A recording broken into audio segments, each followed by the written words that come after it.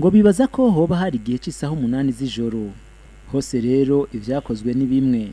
Ababikoze biraboneka ko bafashe amaraso y'ibitungwa avanze n'imyanda yo munda babisuka kuri izo ngoro zose uko ari zitatu. Amabendera y'umugambwe araturirwa, aho ataturiwe naho basiga bayacafye ko umusaraba nko ngaho mu Ngagara aho batabuye ahasanzwe hacapuye inkona.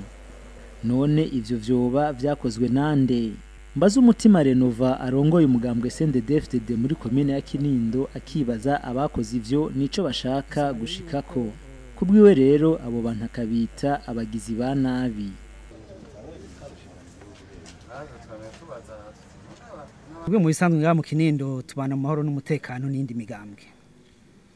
Dusaba rero yuko abagizi ba nabi babikoze no kuri bo biheba. Kubera twebwe nawe dusotora.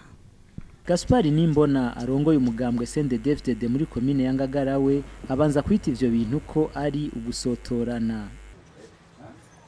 Ibi rero biratwereka yuko akaragasotora. Barashaka ko natwe twahava twigenza nkabo, ariko twebwe ico twiyemeje umugambwe CNDD-FDD wariyemeje gukina politike ku rubuga rwa politike gusa. Natadoma ku rutoke umugambwe numwe we yemeza ko ari migambwe itagira abanywanyi. Nta mugambwe turiko turagiriza numwe kuko ntawe turafata, ariko biraboneka yuko ari abanyamigambwe batinya guhangana mu vyiyumviro vya politiki ariko barabigira. Ariko nta numwe turagira, nta numwe twagirije, ariko nta muntu asanzwe agira ibintu. Ababigira nabazi icari cyo demokrasi, kandi nababona yuko twibaza ko atabanywanyi benshi bafise.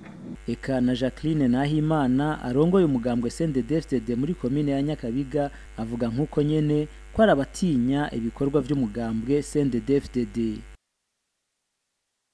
Nabafise ubwoba yuko babona ibikorwa umugambwe CNDD-FDD uburi kurakora, bakiyumvira bati mbega none twogira iki kugira ngo abanwanyi bave kuri uwo mugambwe CNDD-FDD.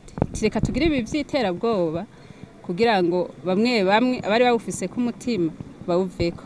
Tubamenyeshe ko aho mu makomine ya Kinindo, Ngagara na Nyakabiga hose umugambwe CNDD-FDD ngo banye neza n'iyindi migambwe.